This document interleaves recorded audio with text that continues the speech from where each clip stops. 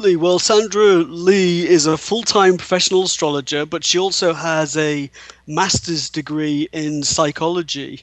And she wrote a weekly astrology column for the Sun newspaper in northeastern Ohio for 26 years.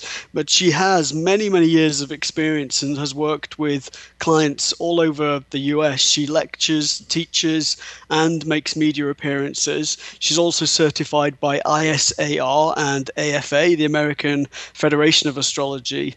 And she serves as president of the Rocky Mountain Astrologers. She was vice president and membership chair for the Organization for Professional Astrology and a founding member of the Colorado Association for Professional Astrologers.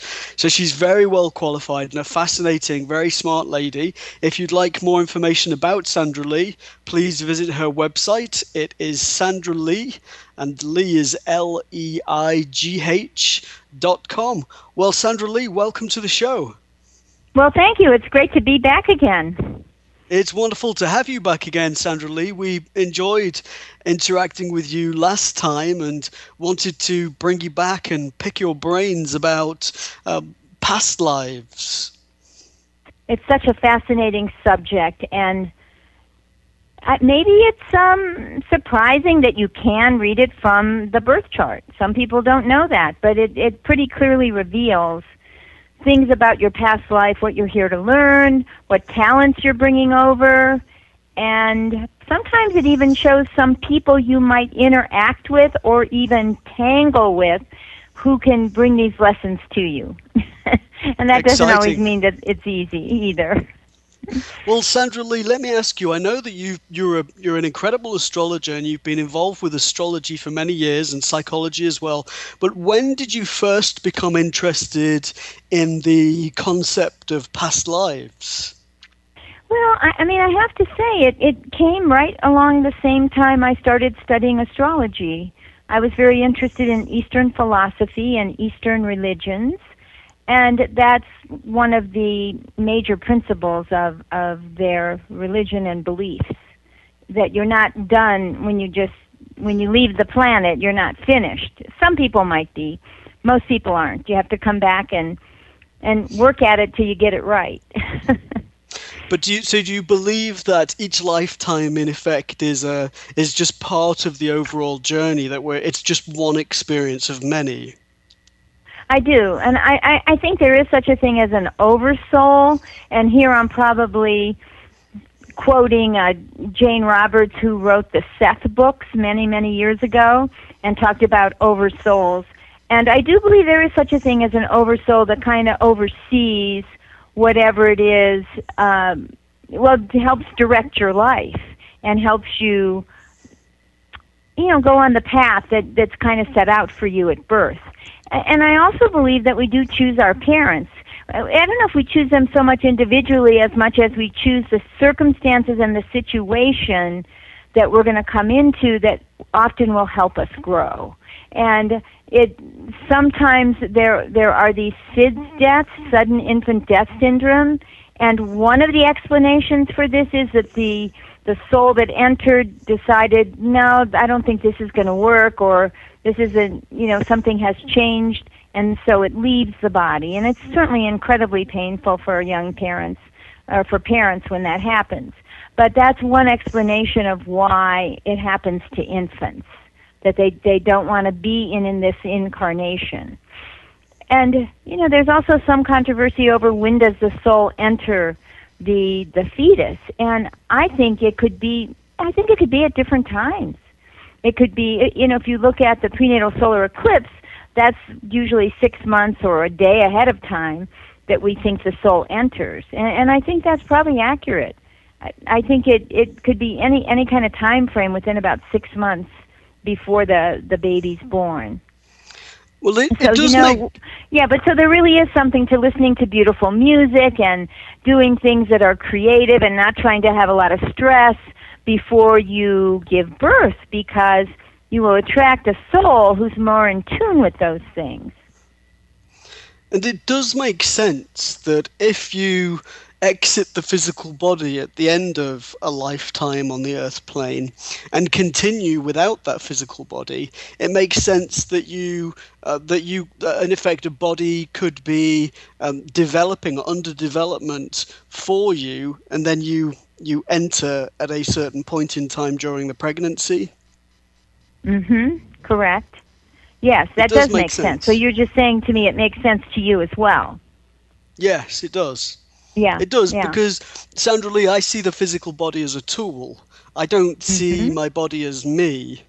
I see it as Right. a tool or a piece of equipment that I must have to function on the physical plane on Earth. Mhm. And also, you know that mind, according to the Vedic astrologers, and I think even certain Eastern religions, the mind is really not in your head. It's all through Hmm. the body.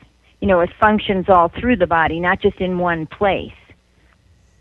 Do And that you? kind of goes along with what you're saying, Stephen, is that the body is the tool, it's the vehicle, but it's not really who we are. It's the manifestation of who we are in the earth plane, but it's not who we are in totality. Do you believe, Sandra-Leigh, that the soul resides on the earth plane or on another plane, even when we are present on the earth plane? Right, that's a good point. No one's ever posed that question to me before, Stephen. But yeah, I kind of think that the soul does reside on another plane.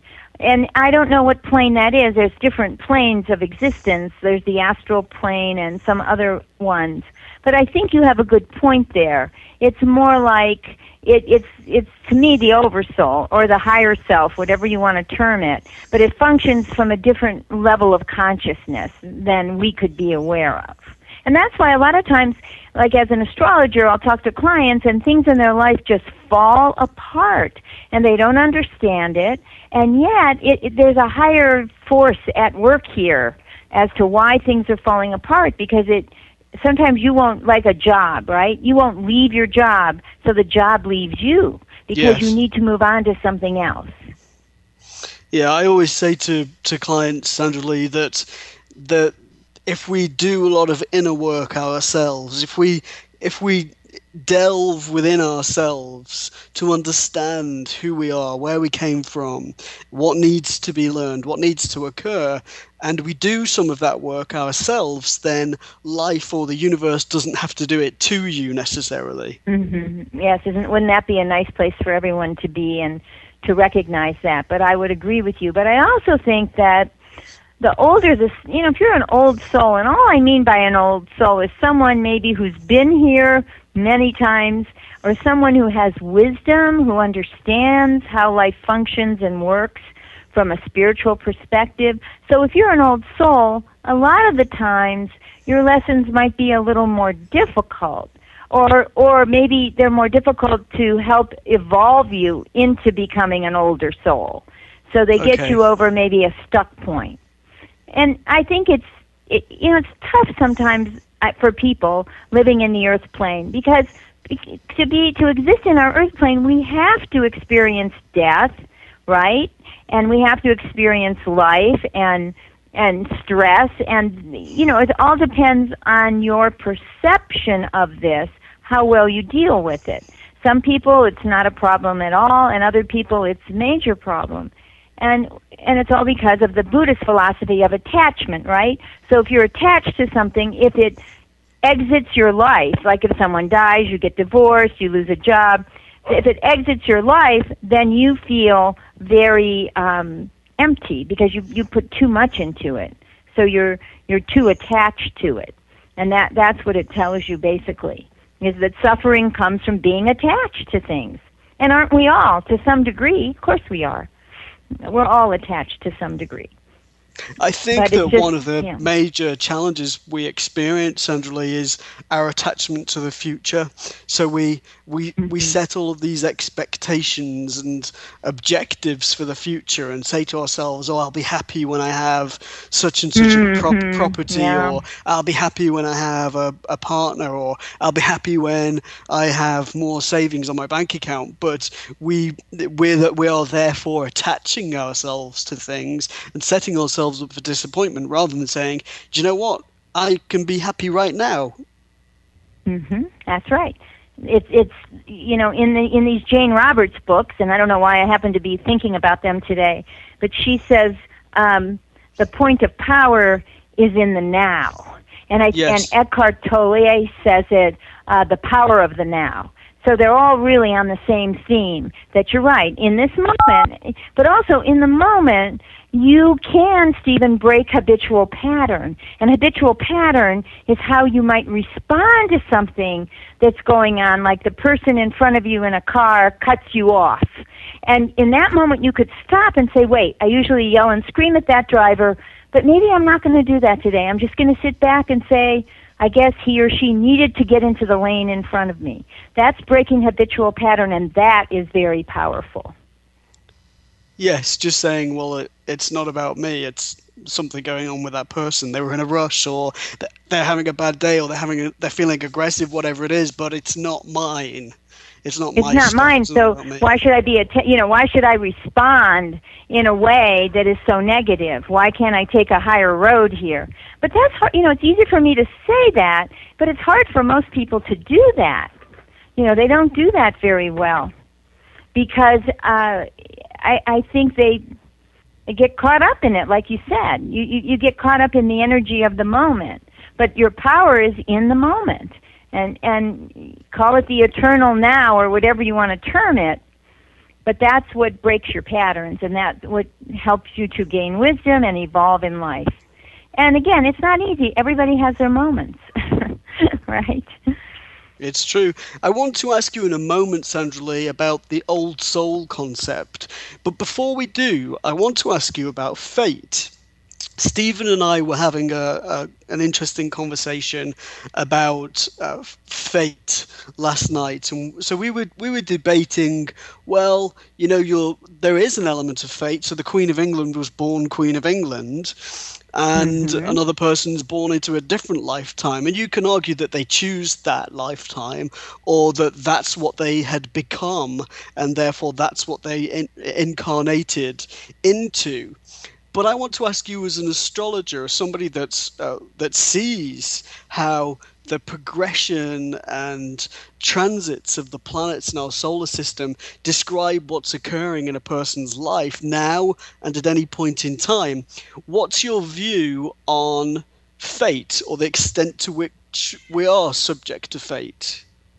Well, as an astrologer, if you look at the birth chart, you see the birth patterns, and that is the natal promise, right? So this is the promise of your life. So in one sense, you could say that it is fate and that you don't have free will. But in another sense, I think there is an element of free will because you do have choice. You do have choice. But then once you make the choice, you could look back and say it was fated, right? So as an astrologer, looking at a chart, I can see potentials of experiences and situations that people are going to encounter in this lifetime. I can see them, and I can map out about when they might happen. And it's sad to say, but sometimes we see the more traumatic experiences because those have more of an impact on the person. And yes, you can also see situations and experiences that are glorious, but there's a little less of those and more of the ones that are struggling, right? So I would say that you're born at a moment of time when you have the qualities of that moment of time. And actually, I'm quoting Carl Jung right there. So you're born at a moment in time when you have, and you take on the qualities of that moment in time. So when you take that first breath independent of your mother, when the elliptical cord is severed and you take the first breath, you take in the whole influences of the universe as we know it. Now it's a multiverse, but like our world that we know in our planetary system, we take all that in that moment, and that's our birth pattern, right? Depending on geographically where you're born, exactly what time you do that, and that pattern does describe your life. Now, I will say, it's not 100% fated. It's not like you're going to have a car accident when you're 45 years old and you're going to die. It's not like that. But it might say, hey, when you're 45 years old, you are more accident prone. It might say that in the chart. And some of the outcome of that would depend on what you've done up to that point, right, of where you are up to that point, which is very personal to the soul and very individual. But yes, the birth chart, I think, contains everything you need to know, and also shows, it kind of overshadows the soul a bit, in that I think it represents the soul in this lifetime. So if you look at the past lives from the chart, because it's how those lives are affecting you in this lifetime. So do you believe then that we can overcome some of the challenges in our charts by proactively engaging in the work that needs to be done? Absolutely. You said that so well. That should be a book you write. Because I think it states it so well. It's so true. You have to be aware, and you have to be awake, and not everybody is. And maybe they're not supposed to be. There are baby souls out there because they're new to the earth plane, or they take a lot longer to learn the lessons. So they're baby souls. They're not mature souls or souls. And it doesn't make one soul better than the other. I don't want to make it a status thing or a rank, because that's not fair. I mean, we're all here with some type of purpose, something we want to either accomplish, experience, or produce as a talent. I mean, we all have that in common. But being aware, it's easy for us to have this discussion, but it's difficult for, say, for a lot of people to have that awareness, right? That's a raise of consciousness there. And, you look at where our consciousness is now, and where was it 60 years ago? What a different world we live in. There's much more equality for the sexes in employment. I mean, we could go on and on. Technology has totally changed our world. So we keep evolving as a society, but we also keep evolving individually as people. But again, awareness is everything, and for some people, they can expand their awareness. Sometimes they can do martial arts, spiritual disciplines like yoga, whatever, Tai Chi, whatever they want to do. Some people meditate as a way to expand their awareness, and some people maybe do charitable work that helps them open themselves up. I mean, it's different for everybody. It doesn't mean that each person has to meditate. I really don't believe that, though I'm a big believer in meditation, but I don't think, I think if more people meditated, I think it would be a better world, of course. But that's kind of a utopia at this point.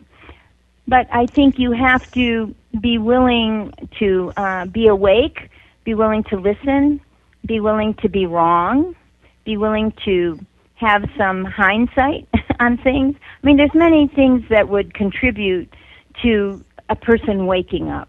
And I'm sure there are many people out there who have had experiences that were wake-up calls for them that actually changed their life. And so that's always the message from the universe. So let's say you have a bad accident, and let's say you're crippled in some way. Well, you could lament the fact that you're incapacitated in some way and be really angry about it for your whole life, or you could do something good with it. You could help other people. You could develop some other talents that are latent within you. So again, it's how we it's not what happens to you, it's how you respond to what happens to you that I feel really directs your destiny. I really believe that. It directs where your life is going to head. And I do feel that we can create our own reality, but we create it by our thinking. And then again, here it is, right? Our thinking, our biases, things that prevent us from seeing a bigger picture, right? And things that hold us back. It makes sense, Sandra-Leigh.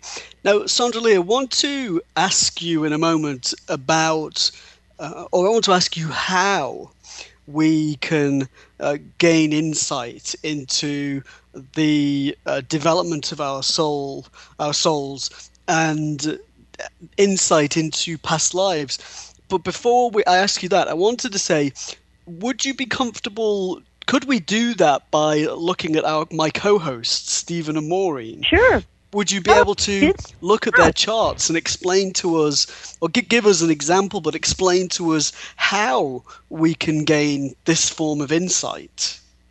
Okay, sure. We can do that. Okay, well, I'll give you, firstly, if we can look at Stephen. He was born on the 23rd of August 1975 at 1:48 a.m. in New Bern, North Carolina. N-E-U-B-U-R-N? New, and then another word, B-E-R-N, yes. Oh, B-E-R-N. Okay, let me see if I can find it in my atlas here.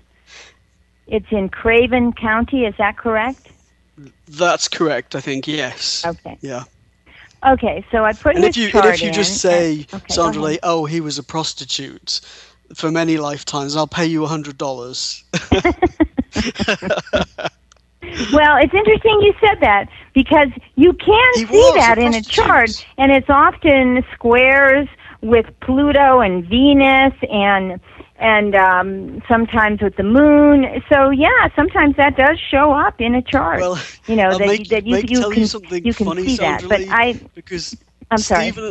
So I'll tell you something funny. Stephen and I were both studying Firmicus Maternus, and according to Firmicus Maternus, Stephen should be somebody that commits matricide, and I should be a male prostitute. So we were laughing about the Firmicus Maternus information. Although there's a lot of wonderful information in the text, we were just laughing about that. But yeah, please go ahead. And that was based on what? Your planetary aspects, or what? Or the day you were born? It was to do with aspects, specifically certain planetary aspects, as you said. So we were just laughing about it. But sorry, go ahead. We're really intrigued to see. Okay, so the first thing I see is that he has, let's see, he has a stationary Neptune. Wow, what a seeker we have here. So people, so when he was born, and I'm trying to get exactly. I'm looking it up right now. I want to see if it went retrograde or went direct, because that can make a difference. So let me find it here.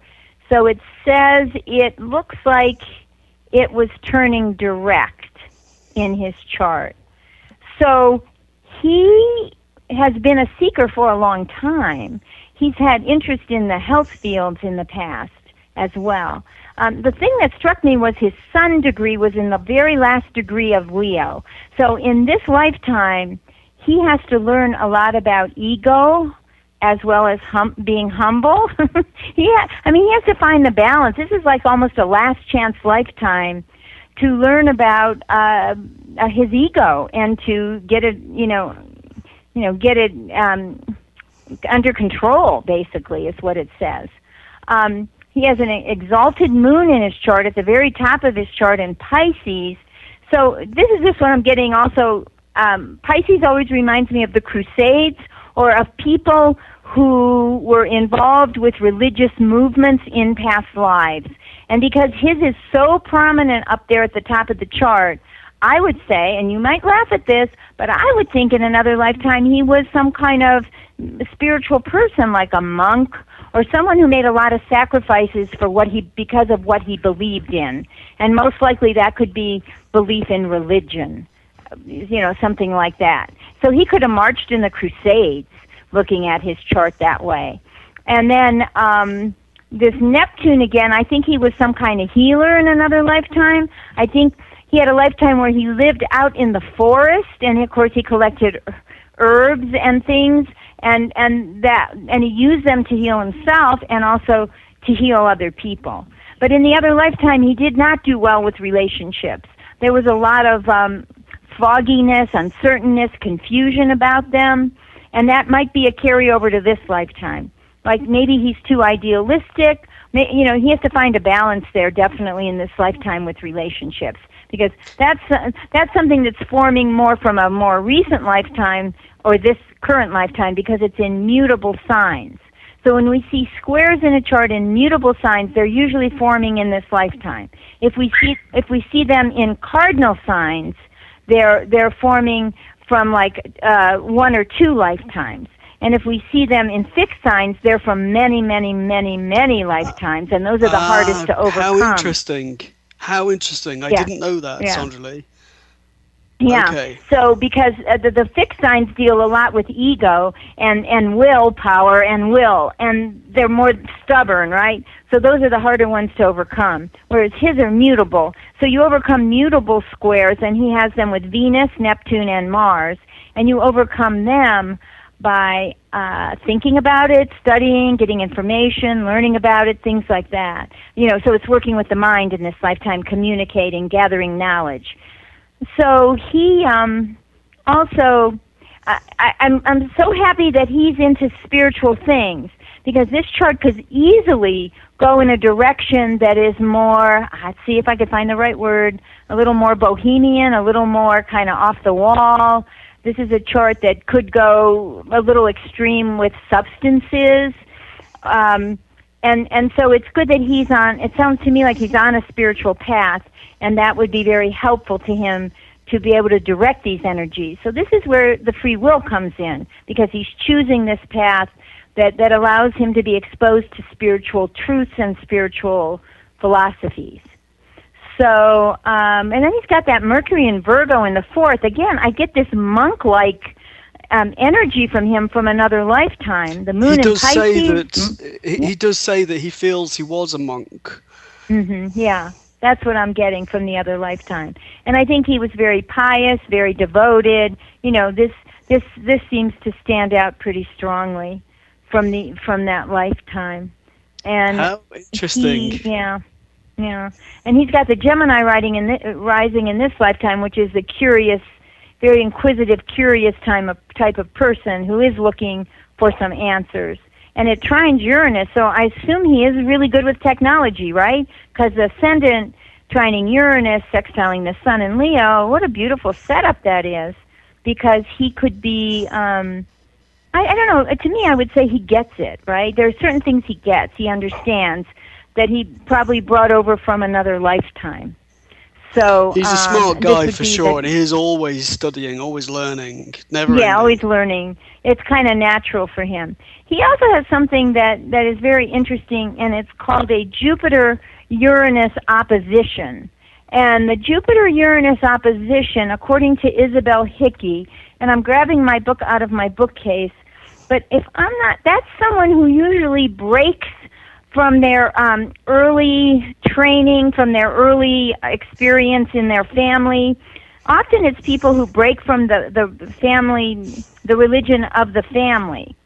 So it's, let me just find Isabel Hickey, who I dearly love, and I met this woman before she died, and I had great respect for her. And she wrote a wonderful book called Astrology, A Cosmic Science. And in it, she has a lot of her theories about past lives, which I probably adopted a lot of mine from hers, that they've kind of stimulated me. But she says when you have Jupiter opposite Uranus, you're, of course, an independent person with strong determination, and it says the individual will break away from dogma, but continue to search for religious values that will be meaningful. So, that's the opposition. I see it with people who usually break away from the religion they were born in, because in a way there's a bit of a rebelliousness there. But you have to understand, in astrology, Jupiter and Uranus, when you get a transit to them, it's usually for most people a very lucky time, and that something really marvelous happens in their life. And I'm going to give you right now, I'm going to give you the date, and it's probably over a period of about a year, that once in a lifetime, usually for people, unless you live past about 85 years old, but once in a lifetime, you get this aspect. And you could be an infant, you could be 9 years old, you could be any age, right? So he's going to have transiting Uranus conjunct his Jupiter in the area that deals with friendships, but also wishes and dreams and hopes, of course. And that's going to happen in 2017. So that is supposed to be for him one, and then Jupiter also is opposite that point that year. So that's supposed to be one of his really banner years for really attaining something that he wants. That whole year of 2017 is pretty, pretty dynamic for him. So he there's going to be a big turning point in his life in a very positive way in that year. Excellent. And wonderful. Yeah. Well, thank you, Sandra-Leigh. Yeah. Well, we're going to take a short break, Sandra-Leigh, if you don't mind. Okay. It's just very brief, and then I would love to ask you to do the same with... A new era in psychic services has begun. PsychicAccess.com. You can connect with our psychic advisors by telephone or chat 24 hours a day, 7 days a week. All of our psychic advisors are interviewed, fully verified, and accuracy tested, assuring you quality service. We're living in some very troubled times right now. More and more, the world's problems are affecting us on a personal level. You don't have to deal with this alone. Our highly accurate psychics, caring advisors, and talented mediums can help with situations you are currently experiencing and can let you know what the future may hold for you. All new customers get a free 6-minute reading. All you have to do is register. Why not visit us now and get a free reading at PsychicAccess.com. Well, welcome back, Sandra-Leigh. I mean, everyone's very excited about this because we're, not that we're interested in ourselves, but it is wonderful to get your view on our past lives, etc. Well, I've got Maureen's data here, Sandra-Leigh, if you would like that now. Okay, let's do Maureen. So Okay. Maureen was born on August the 1st, 1960 at 7:40 p.m. in Henderson, Nevada. Okay, 7:40 in Henderson. Yes. All right, Maureen, let's see. So, Maureen, do you work as a psychic? Yes, I am. Yes. Because you have a chart of someone who who easily connects to other people very easily. You have the chart of a counselor, right? Someone who, but often psychics have this kind of chart as well. Mm-hmm. So, okay, now I'm reading your chart, and I also get some flashes that come in with it, so I could admit that there is some psychic ability here. But I see this very powerful Mars in your chart on your IC, in the home area, and I do believe there was a lifetime that you might have died in a fire of some type. Mm-hmm. So always, and I don't think it would happen in this lifetime, but I would say always in this lifetime, I don't think you're a smoker, but, to stay away from... You are? I am. But not only that is, I had stage 3 melanoma in 1974, skin cancer, which is interesting because that's... Yeah. It's interesting because fire and sun and...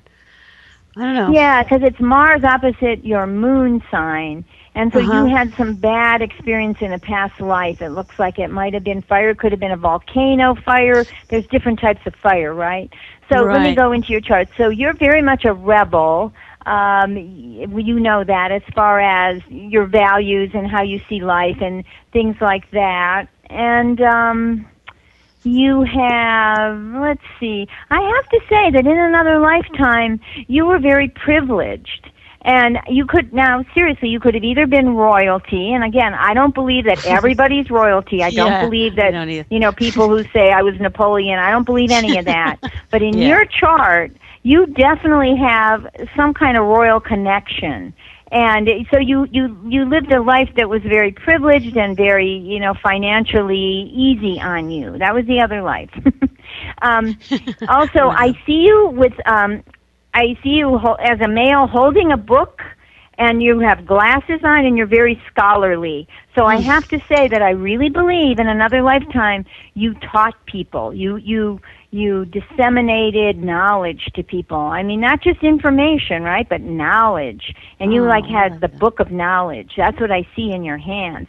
I don't know if you read the Akashic Records. I wonder if that's what I'm picking up. Well, it's Do you do interesting you that? bring that up. I just had a brand new client reach out to me out of nowhere and asked me if I could read those cards. Yeah, interesting you bring it up. But see, I think you might have done that before, so you're getting That's into that fascinating again you bring it now. up. Yeah, this is lovely. I love what yes, go on. And then, let's see, what else is here? But you also had a lifetime where you did have a lot of power, like you were someone in a position of authority. But in that lifetime, you didn't always... Bad. I was bad. You misused that authority a bit. I was bad. So, I think so. It was probably bad.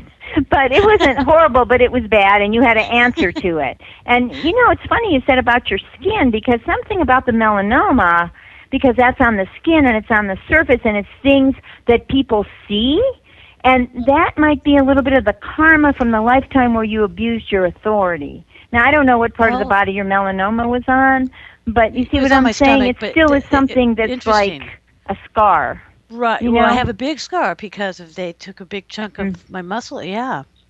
Yeah, there it is. So I feel that was from the other lifetime.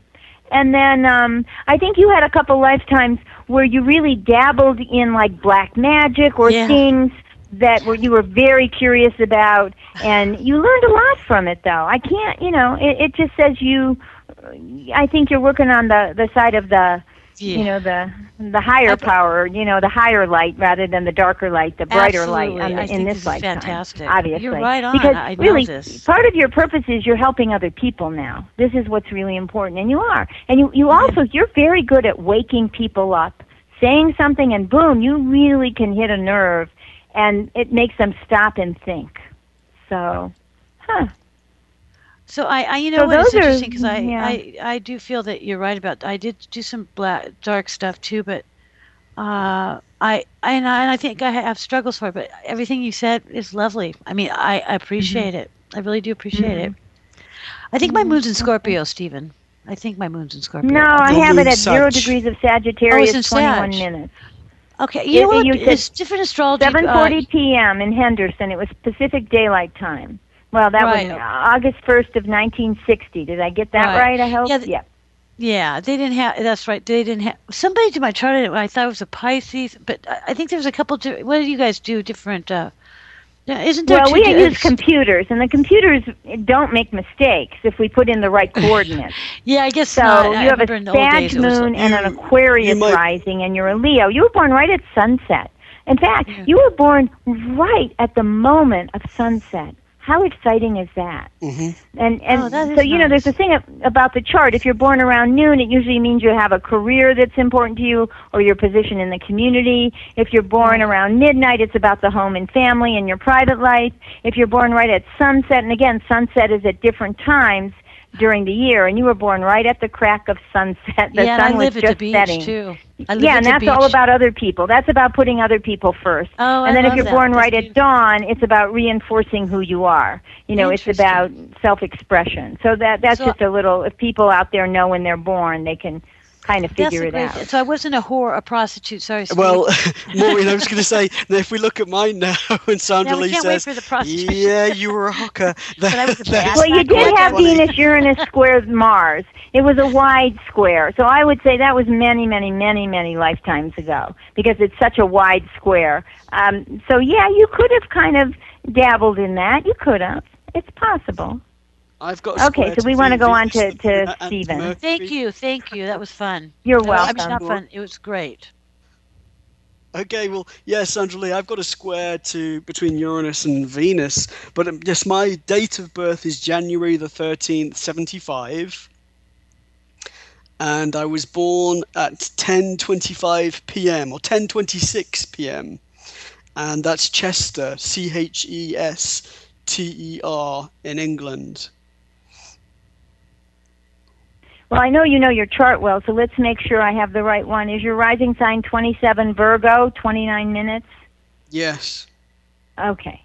and the moon's in Aquarius with Venus and Mercury. Whoa, what a powerhouse. You have Mercury, Venus, and the moon all conjunct in Aquarius. So are you hiding your creative side? Is that what's going on? Or has it just come out maybe in your show? This is a highly creative person here, and that trines Pluto. So you, like me, should be able to see past lives from the chart.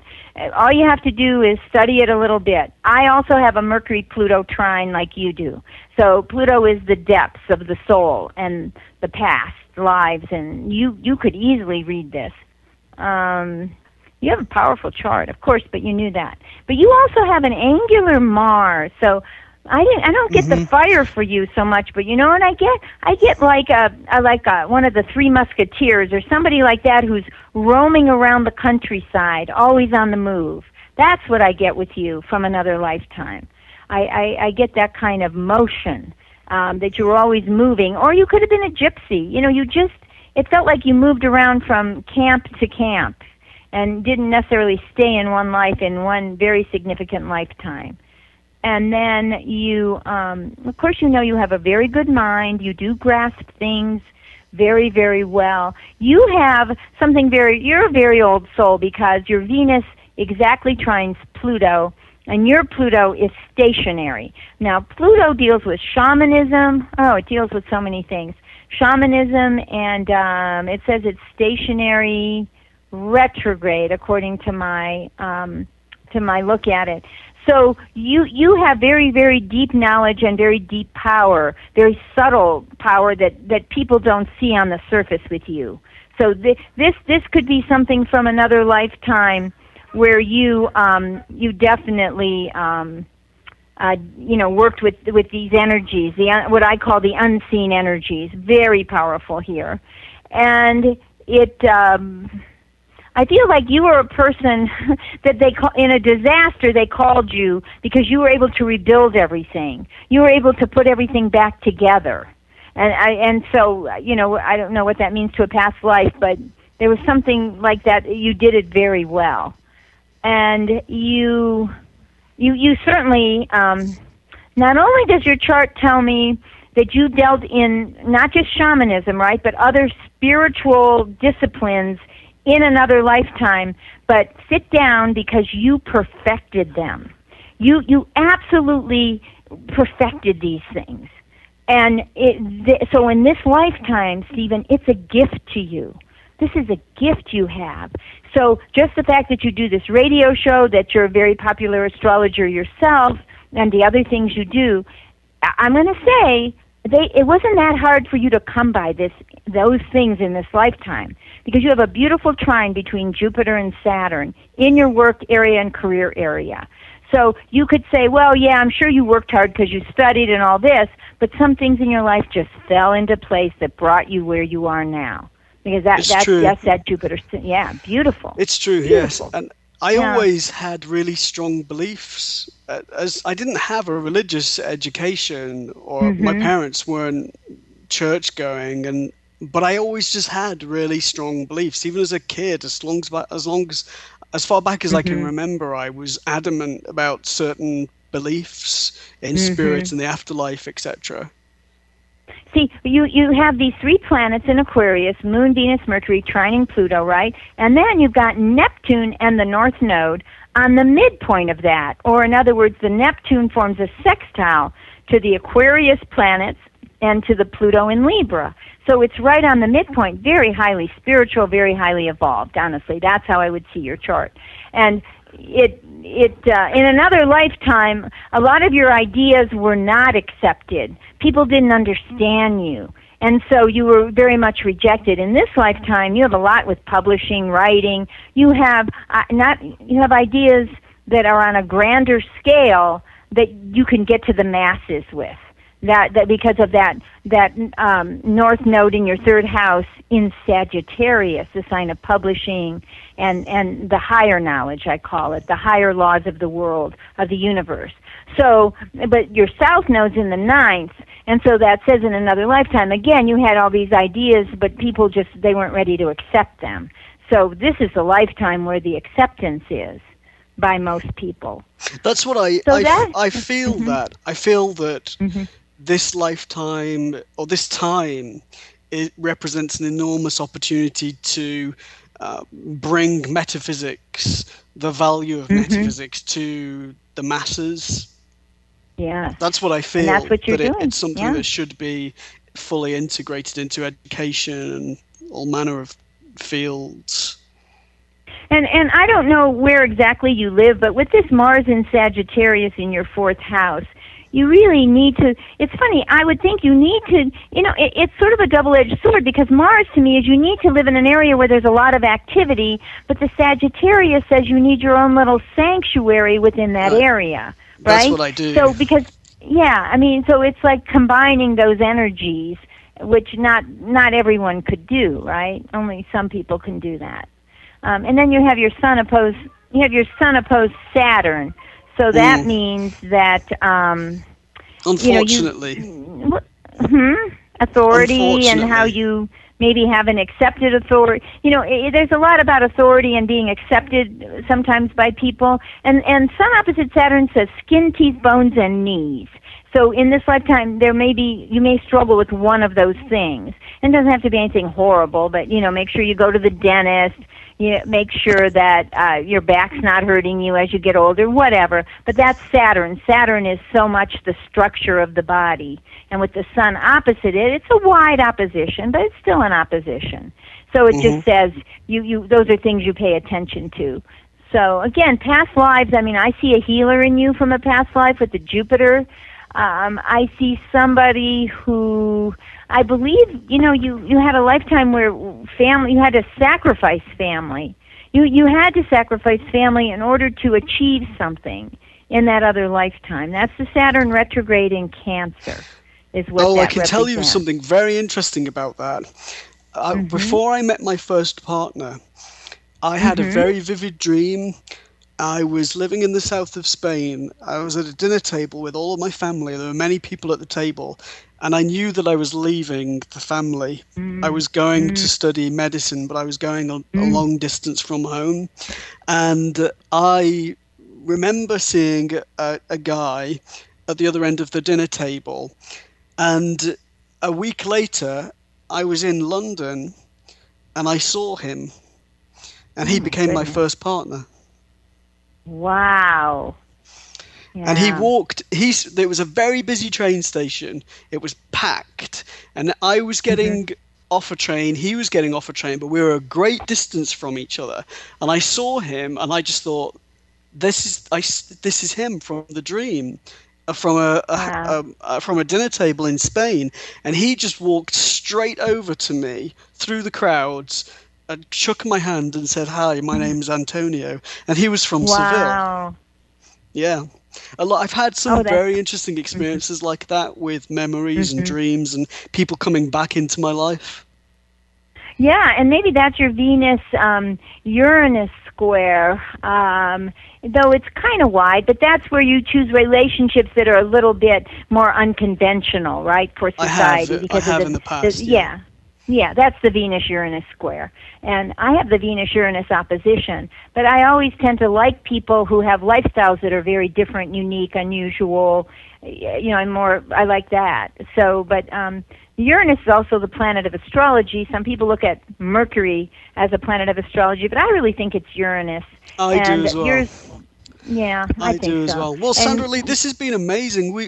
I'm so grateful, but I want to thank you on behalf of my colleagues, Maureen and Stephen. This has been fantastic. Now, tell us, if somebody wants to contact you and understand their past lives, their karma, etc., how can they get in contact with you?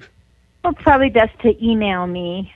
My email is Sandra-Leigh, and Lee is Leigh, at Sandra-Leigh.com. You just repeat the first part. And that's probably the best way to to contact me. Great. And Sandra-Leigh, have you got a book or do you plan a book on past lives? Well, I was thinking of it today as we were talking about it. We want it. Yeah, I know. We want I should write one, and I should, but I haven't yet. So let me just say that. Let's hope that it's in my future. Yes, well, we'll be looking out for everything that you do. It's been an absolute, honestly, a joy to have you with us, and you've given us a huge amount of information, and you've helped us personally as well, and really inspired us to explore these past lives and all of these experiences that we've had that we carry into this lifetime. Mm-hmm. And I enjoyed connecting with your energy and everyone else's energy there. I feel that connection with all of you. I just want you to know that. Oh, well, thank you. Thank you. Well, Sandra-Leigh, what do you have planned for the rest of the year? Obviously, you're going to write the book that we've asked for. What else have you got happening? Well, also, there's an ESAR conference, the International Society for Astrological Research, in Arizona, in Chandler, Arizona. People could go to esarastrology.com, and I'm going to be lecturing there on destiny aspects, I call them, like aspects in a chart that point towards your destiny. And that's happening from September, I think it's like the 22nd to the 25th of September in Chandler, Arizona. So I have that planned as coming up next month. Excellent. Well, I'll certainly be checking that out, Sandra-Leigh. And Yeah, thank you once again for joining us. It's been wonderful. Yeah. Great. Thank you, Sandra-Leigh. Oh, thank you. And you have a lovely evening. Thank you very much. Everyone. Hello, my name is Res Miranda. If you're having relationship, career, or life issues, I'm inviting you to experience what it's like to have access to professional, highly accurate psychics and spiritual advisors you can trust to care and help you. Register now to get your free 6-minute reading by telephone or chat. Get answers, get access, psychic access, 24 hours a day, 7 days a week. PsychicAccess.com.